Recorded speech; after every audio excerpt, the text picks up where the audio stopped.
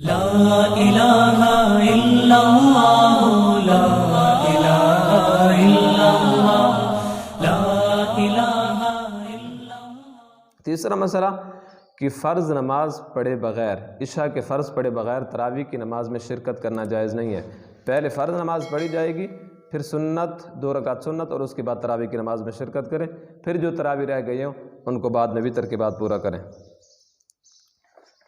تراویح کے بارے میں ہمارے ہاں ایک غلطی اور بھی پائی جاتی ہے، وہ یہ ہے کہ بعض لوگ خصوصاً حفاظ میں سے جو حفاظ سنت کے مطابق داڑھی نہیں رکھتے، داڑھی کٹاتے ہیں یا داڑھی منڈاتے ہیں۔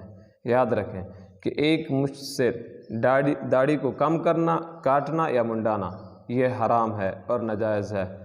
ایسے امام کے پیچھے جو داڑھی منڈاتا ہو یا داڑھی کٹاتا ہو، تراویح کی نماز بالکل جائز نہیں ہے، اور ایسے امام کے پیچھے تراویح کی نماز نہ پڑھی جائے۔